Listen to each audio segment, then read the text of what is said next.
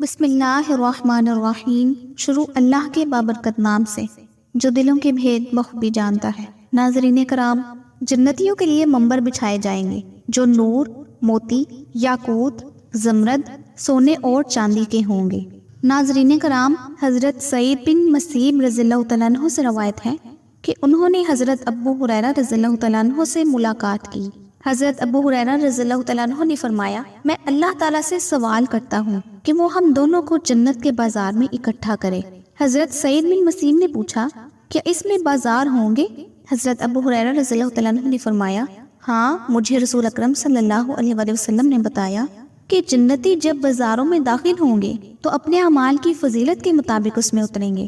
پھر دنیاوی جمعہ کے دن کے برابر وقت میں آواز دی جائے گی تو یہ لوگ اپنے رب کی زیارت کریں گے، ان کے لیے اس کا عرش ظاہر ہوگا اور اللہ تعالیٰ باغات جنت میں سے کسی ایک باغ میں تجلی فرمائے گا۔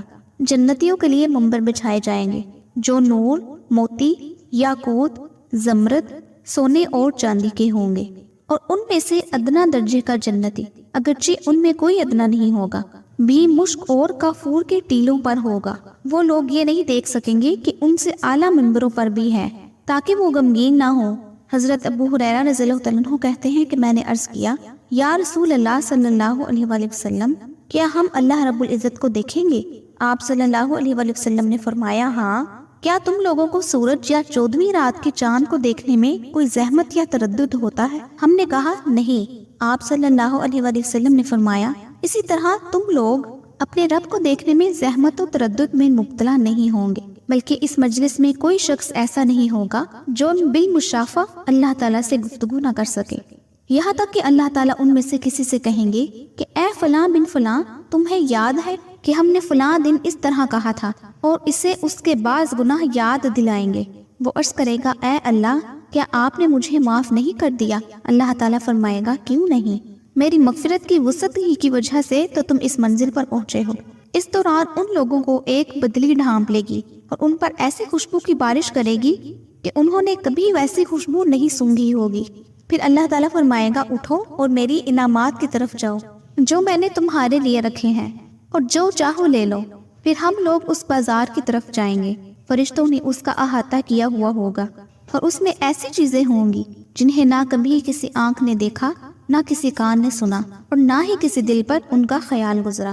چنانچہ ہمیں ہر وہ چیز عطا کی جائے گی جس کی ہم خواہش کریں گے۔ وہاں خرید و فروخت نہیں ہوگی۔ پھر وہاں جنتی ایک دوسرے سے ملاقات کریں گے۔ اس کے بعد آپ صلی اللہ علیہ وآلہ وسلم نے فرمایا، پھر ان میں سے اعلیٰ مرتبے والے جنتی اپنے سے کم درجے والے سے ملاقات کرے گا، حالانکہ ان میں سے کوئی بھی کم درجے والا نہیں ہوگا، تو اسے اس کا لباس پسند آئے گا۔ ابھی اس کی بات پوری بھی نہیں ہوگی کہ اس کے بدن پر اس سے بھی بہتر لباس ہو جائے گا۔